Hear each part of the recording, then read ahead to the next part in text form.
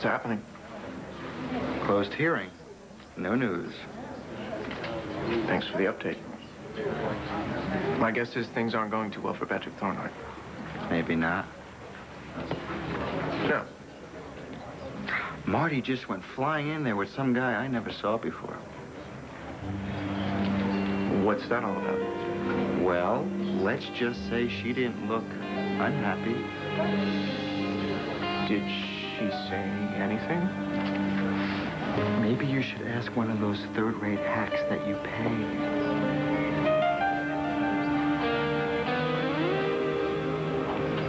And your title is? I'm the manager of Hazardville Savings. Do you have security cameras in the lobby of your bank trained on the ATM machines? Yes.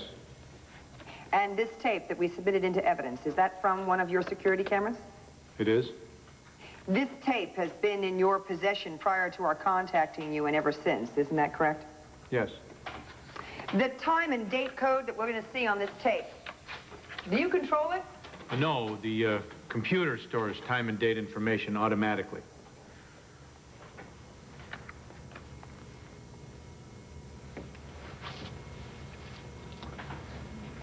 Is this the lobby in your bank, Mr. East? Yes, it is.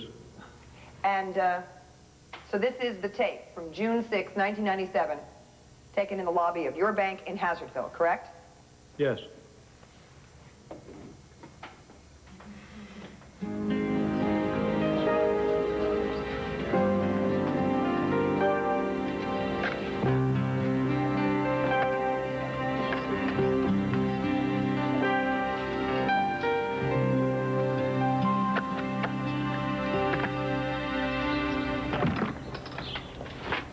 Is Mel here?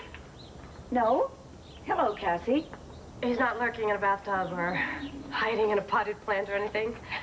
No. What's wrong? So come on in. Mel's not here, and I'm not expecting him for a while. I'm very glad you stopped by, though. Kelly went to Philadelphia to tell Blair that she was the other driver in the accident, and I can't bear the thought of what they both must be going through. Anyway, what's going on with you? Andrew and I just signed our divorce papers. At last. Now you can get down to business. And what kind of business would that be? Oh, once you've dispensed with Kevin, the business of deciding what you're going to do with the rest of your life. I was driving the other car. I forced you and Patrick off the road.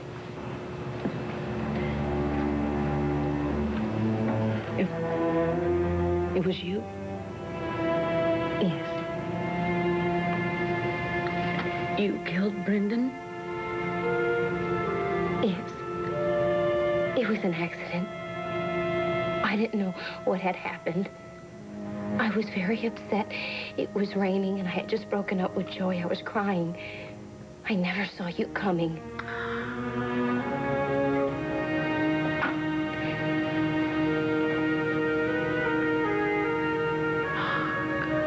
Why?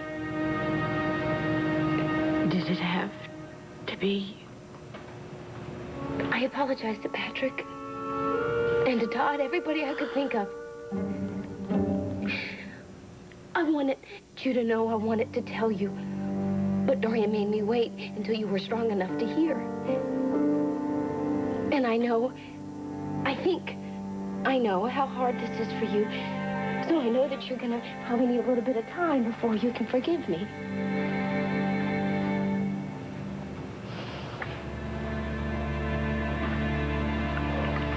What makes you think that I could ever forgive you, Kelly?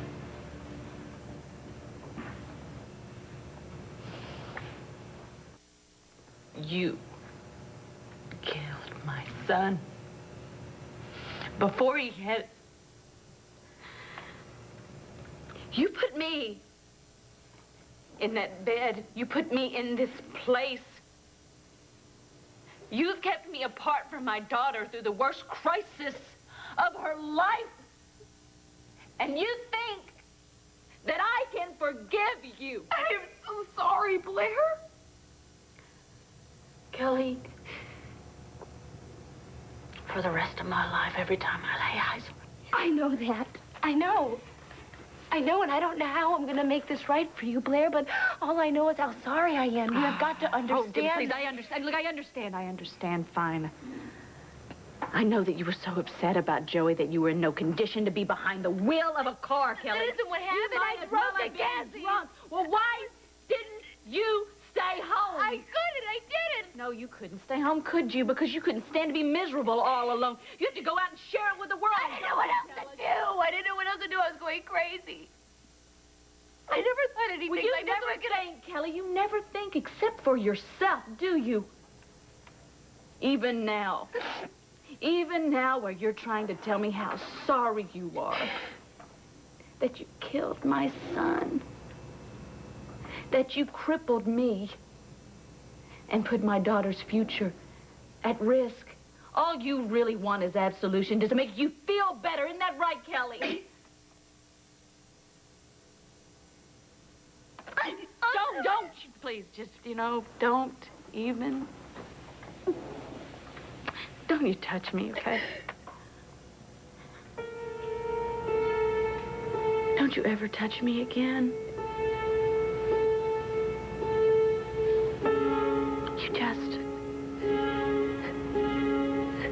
You just go away from me.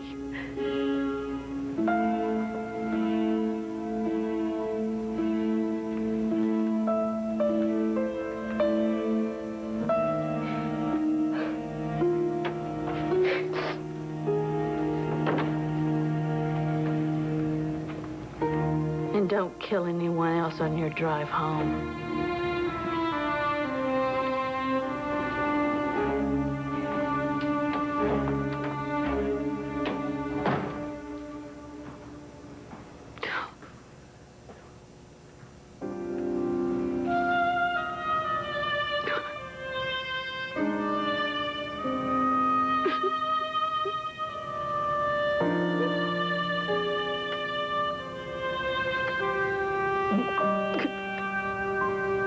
What do you mean, once I've dispensed with Kevin? I broke up my marriage over Kevin. I hurt my son deeply. And you think that Kevin is disposable? But you didn't do this for Kevin. You did it for yourself. Well, how can you act as if my feelings don't mean anything? Honey, you got yourself out of a marriage that wasn't working. Now, if Kevin was the catalyst for that change, well, then I'm very grateful to him for showing you the way out. But, darling, don't let the progress stop here. Meaning what? Well, Kevin's not a man you could ever be serious about.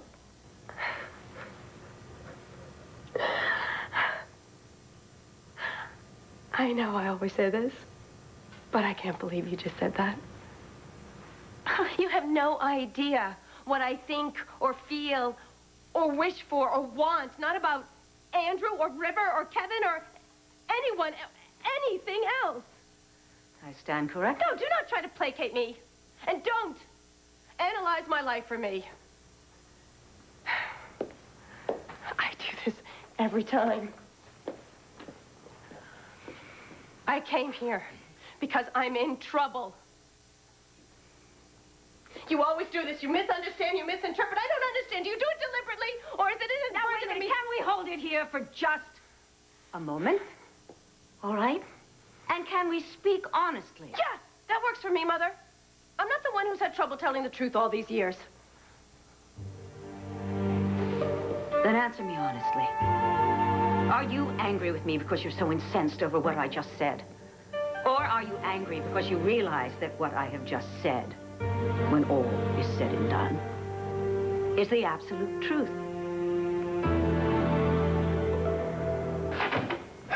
With Your Honor's permission, my office will take possession of this evidence to be examined by our forensic experts. Absent any evidence of tampering, the Commonwealth will withdraw all charges against Patrick Thornhart, pending further investigation. So moved. The hearing is adjourned.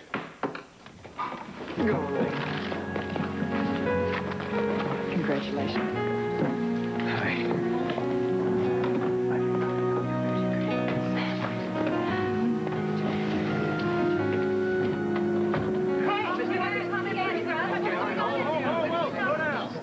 Thank you. Now listen, I have a brief statement, and I'm taking no questions. Now, defense has provided videotape evidence of Patrick Thornhart at an ATM in Hazardville at 8:52 p.m. on the night of the bombing. Now, this would make it physically impossible for him to have set the bomb because the timing device functioned only in 60-minute increments. And Hazardville, even in the best driving conditions, is well over an hour away. Now, once the tape's authenticity has been determined, charges against Professor Thornhart will be withdrawn pending further investigation. Now, that's all I have to say. Thank you very much.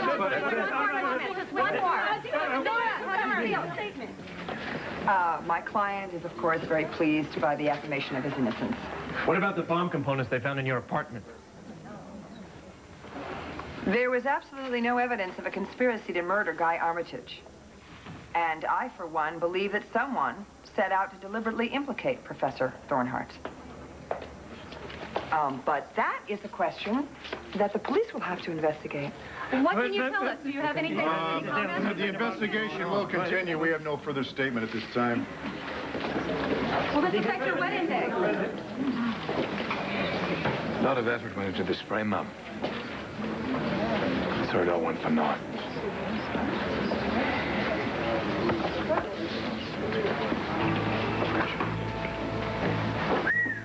Gosh. Patrick seems to think that you had something to do with this bombing, Uncle Todd. He can go and kill himself. What I want to know is if he didn't do it, then who did?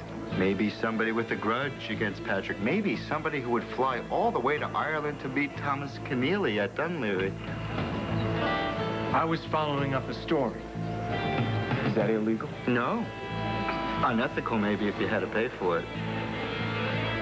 But then again, ethics were never really your strong suit, were they?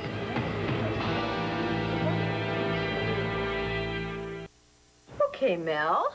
You've spent about 20 minutes chatting me up. You even bought me coffee. So what's up?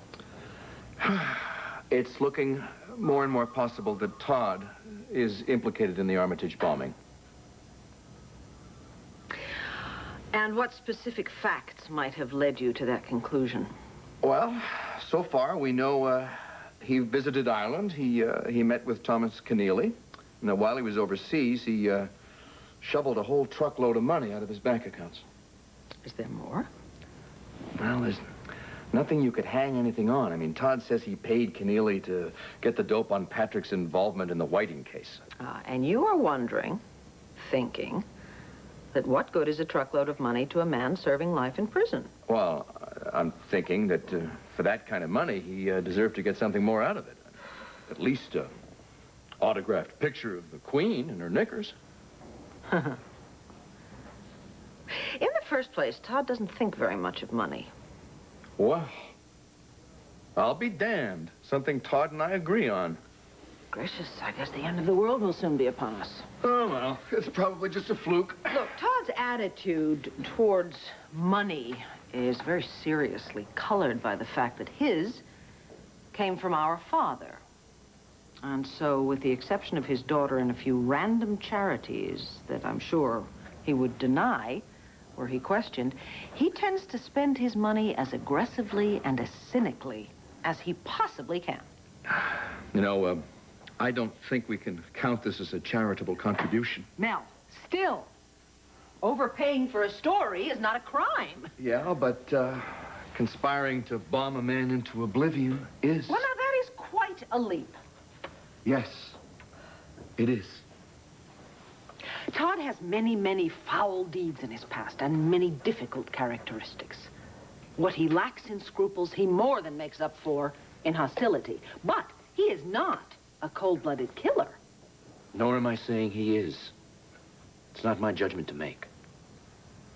I'm only reporting the facts as I've acquired them. But your facts are few and far between. Hey, got some good news. You guys want it? Oh, yes, yes. Good news is always gratefully received in here. Okay. So, Nora produces a videotape that shows Patrick at an ATM in Hazardville at 8:52 p.m. the night of the bombing. He was released on the spot. Well, that's wonderful. You're right, Patrick. Not only that, but you should have seen Todd's face after he heard You would have thought that the videotape showed him mugging an old lady. Oh, all right. Just a minute. I think this is a very good time for me to reiterate to both of you that your facts have to be rock solid before you go putting one word into type. Thank you. Just doing my job. See you, kiddo. Kevin, you got a minute? Yeah, sure.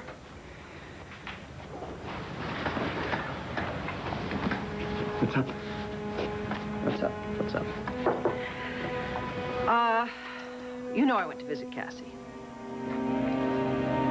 I'm worried about her. You know, I keep doing the same stupid thing. I come to you for advice, and I really don't want your advice. And I come to you for support, and I know you can't give it to me. And I come to you for clarity. And you just muddy the waters. Cassie, what do you want from me? I want you just this one time not to butt in and tell me how to do it better. I want you to just this one time not give me your loaded opinions about Kevin. What are you doing here? I don't know. I really don't know. I guess I hoped you could be my mother. But what I think that means is different than what you think it means. What do you think it means?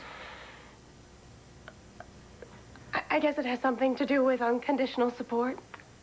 I mean, I read about it once in a book. Oh, Mother, it's bad enough that I've got Vicky's disapproval. It'd be nice not to have yours, too. Oh, I see. Vicky disapproves. Who is she to pass judgment on anyone, let alone my daughter? This is not about Vicky, and this is not about you. This is about me and what I need. Cassie, what is it that you think you need? Perfect. What did I say? I need Kevin. Because he loves me. Because he makes me feel more adult than anyone has in a long... than anyone ever has.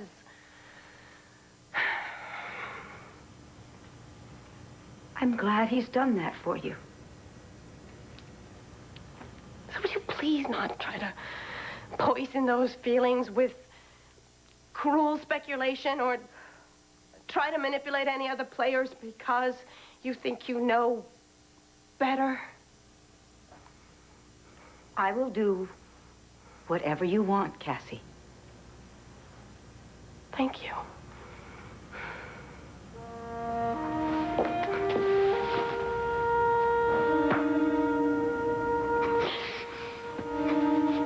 Thank you for that.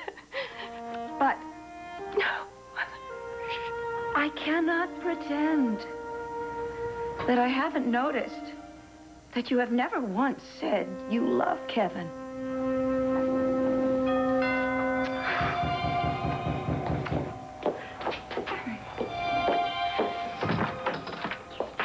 I couldn't find my keys. Cassie. Kelly. She hates me. No, sweetie, she Honey, come here. She doesn't hate you. Blair has been through an awful lot, physically and emotionally. All right, this was a big shock to her. Give her some time. She'll get past it.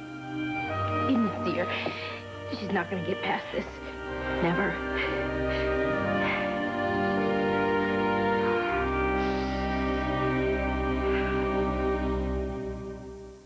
I don't know what to do. You've already done it. You told Blair the truth, and there's nothing more you can do. But she's all... Honey, it's okay. Just take a deep breath. We're not going anywhere. I mean, there's not all that many of us. Sweetie, I don't follow you. Our family. It's so small, and it was only us and Blair, and now she blames everything on me. Kelly, did she really say that? That she blames you for everything? It was one of the nicer things she said. She doesn't ever want to see me again. Blair was speaking out of grief and out of shock. The accident caused her a great deal of pain, physical and emotional. And, I mean, it was an accident, right? Give her time to absorb it, and she will come to realize that, too. You really think so? Of course. Of course we do. Honey, don't worry. I'll talk to Blair. I'll help you handle this. Blair still loves you. We're still a family.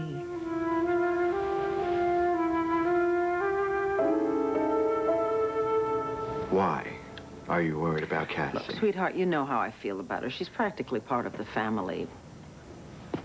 But the worried part? Cassie has not always been on solid ground where it concerns her emotional strength. So now she's a wacko. Am I a wacko? I think you have to be very careful how you toss your terms around, Kevin, and your presumptions. I stand corrected. And humbled. Look, I just don't know how much you know about Cassie's history. Years ago, Alex tried to drown Cassie. Damn near succeeded. Cassie was very, very fragile after that, and it got worse after she married Beau. Mom, first you have a bona fide wacko trying to kill her. And next, her new husband's former wife comes back from the dead without even so much as a phone call. I mean, I would be a little fragile, too. My point, if you will allow me to get to it, is that after all of that, I think Cassie was very willing, almost eager, to accept the stability and the safety of being the vicar's wife. Yeah, but that doesn't mean that that situation was right for her. Honey, please don't argue with me about things on which we agree. I'm sure there's plenty else we can debate. Sorry. Now I've lost my train of thought. Well, where was I? You were agreeing with me. I don't think so. All right, I was agreeing with you about Andrew and Cassie. Yes. Okay, Andrew. I think that Andrew was very helpful to her in sustaining her role as the vicar's wife. But in the end, the whole thing was just too much of an effort for her. So you're saying that Cassie's a wild child, or is she just a fake? Do you have to make this that much more difficult than it already is? Apparently. Yes. Because you seem to be implying that Cassie's feelings for me are not genuine. Well, that's what you're inferring, honey, because I'm not judging Cassie's feelings. I can't do that. Only she knows what she feels. Then what are you saying? I'm saying that when she remakes herself yet again, you have to be prepared for the possibility that when she's through, she may not be who you expected. Oh, I see. So now she has gone from being the vicar's wife to being some kind of mutant. Maybe I should just leave her in the backyard. Kevin, No, Mom, you give me a break. Now, cut it out. You and Andrew have been referring to Cassie like she's some kind of 12-year-old, and it's condescending. Honey, her actions are not based solely on circumstance. There is something within her that has nothing to do with you. Well, then what is your point? Baby, my point is I don't want you to be hurt. Well, thanks for the vote of confidence.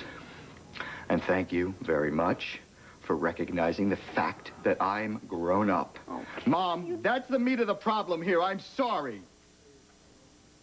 Because it just seems like I'm making choices that, once again, you're not comfortable with. Well, too bad. Because these are my choices to make. So if you don't agree or you don't approve, oh, I'm sorry, but that's your problem.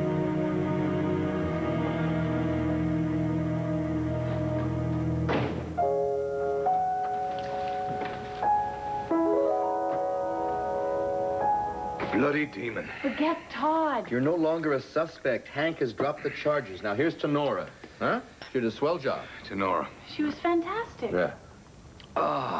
Yeah, she was. Now, the only thing we need is for you and Kevin and Bo to prove that it was Todd Manning who put that bomb on the board. We're following up every lead. It depends how we wind up.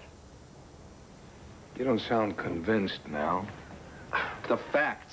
The facts are not in yet. Well, there's an advantage to my profession over yours. I don't need facts. I know that Todd Manning was behind this one way or the other. As far as I'm concerned, that bloody swine may have put the bomb on the board himself. Any amount of speculation will not add to proof that Todd planted the bomb. Do you, of all people, think that he's not capable of this? No. Like I said before, he's capable of anything. I question this because I think that Todd, he moves on impulse, not meditated destruction. Yeah, in the heat of the moment, he could do anything. I just don't think that he's capable of sustaining the rage as long as it would take to set this whole thing up. And I'm not really sure that he's that stupid that he would risk losing Star. It's fascinating. I never heard your take on Todd before. Yeah, well, trust me, it's not all of it. Don't quote me on that. Never crossed my mind. I hate to disagree, Margaret, but Todd is as reckless and as twisted as he ever was.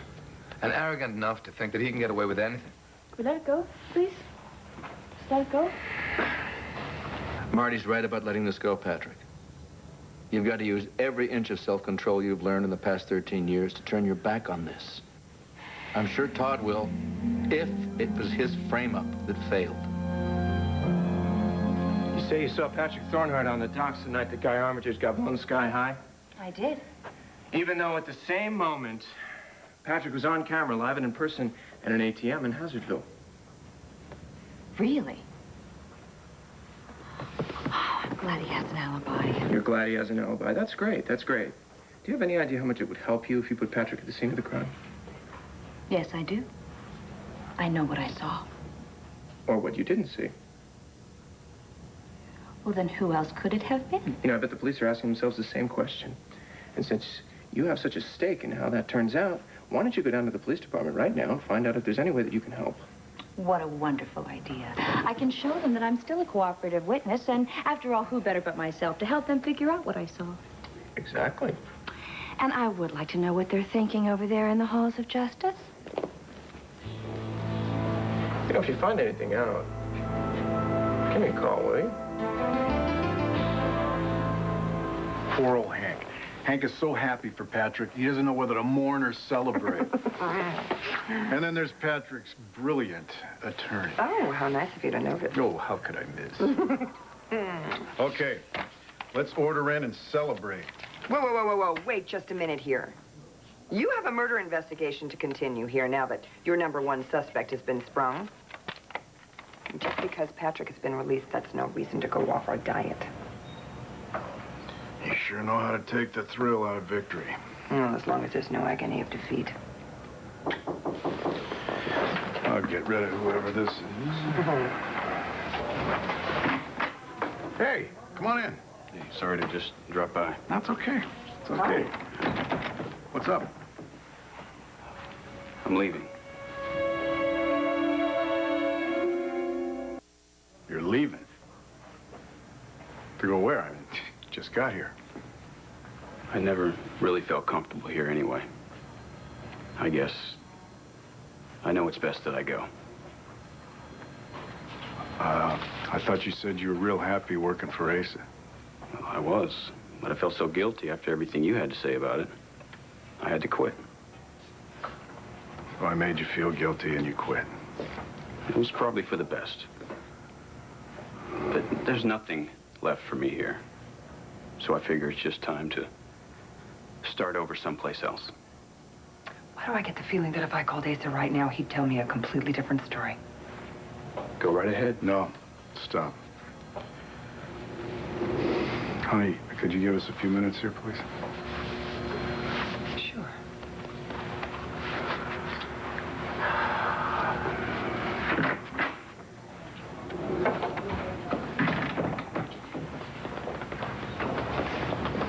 So what happened?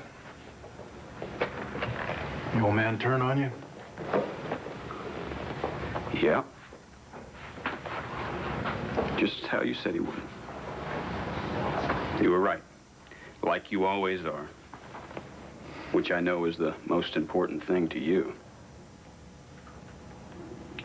It's nice to know that you understand my motives so well. Look, son, this is probably the best thing that could happen to you. Getting a boot from Pa, that puts you in real good company. Getting canned isn't the only reason why I'm leaving. Well, listen, there are a lot of jobs around here, you know? I can help you find something, and it'll probably be something that you'll enjoy even more. I said it's not the only issue. Besides, your offer's real kind. But it's way too late. And too little. Sorry I didn't live up to your expectations. Yeah, well, I didn't come to Landview looking for a job. I came here looking for a father. And what have I found? Is a father who only is concerned about his job. Look, I hope that you know better than that. Now, whatever isn't enough. Drew, don't lay all this on me. Every time I tried to reach out to you, you shut me down like I'm a circuit breaker. You never met me halfway. Yeah, well, if you're trying to convince me to stay, you're going about it the wrong way. You're a man, Drew. I can't convince you to do anything. And I'm not blaming you. All I'm saying right now is that we still have a chance if we both choose to work at it. No. It's time to leave. No, Drew, you don't have to go. Yeah, I think I do. Will you at least, will you let me know where you end up? So I'll know you're safe. Maybe. I'm not sure, Dad.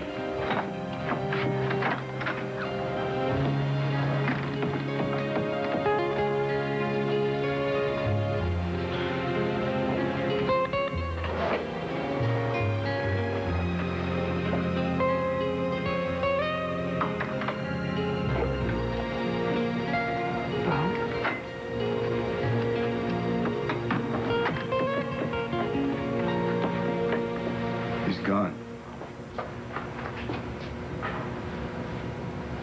I screwed the whole thing up. After all these years, I finally had a shot at it. And I blew it. You did everything you could for that ingrate from the minute the little flim-flam came to town. And even before he came to town, you exhausted almost all of your resources trying to find him. I'm sorry, Bo. I really am. But this is not your fault. Drew went wrong a long time ago. And there's nothing you can do about it. There never was. Honey, I'm sorry. But I have to go. I have to go see River. Okay, I'll call you really soon.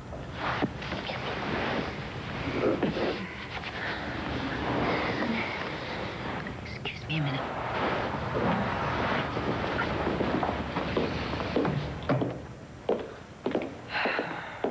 Cassie, I'm really sorry if once again I have failed to meet your expectations. You did the best you could.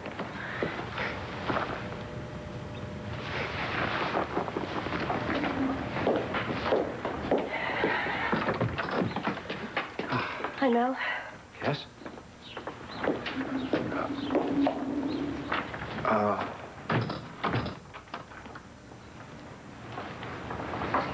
Bad time. Kelly went to apologize to Blair. And clearly she did not accept. No, she was very hard on Kelly, and she's inconsolable. Think I can speak to her? Oh, please do, because I don't seem to be making much of an impact.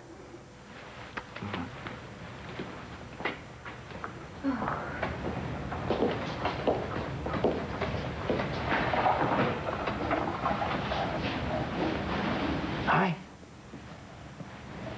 I heard you had a pretty tough day today. I want to tell you something.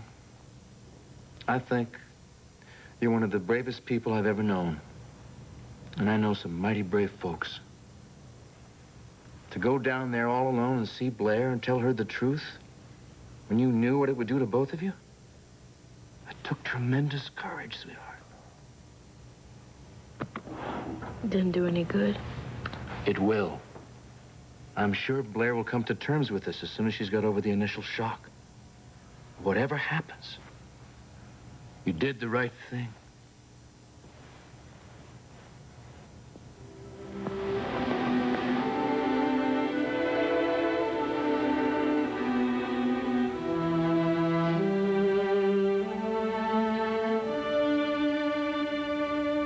Let it go, please. For us. Don't you think we deserve a little peace? Yes, you're right.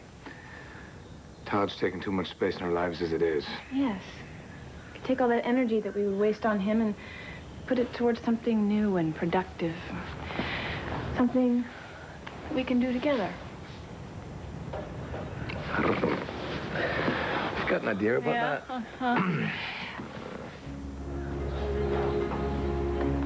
That sounds good, but that's not exactly what I had in mind. What is it then? Our wedding. You've plenty of time for that. I want to get married as soon as we can. You said you want to wait till autumn. I know I did. I'm changing my mind. Oh? Why wait? I mean, why should we? You're right. There's not a reason in the world why we shouldn't get married as soon as possible.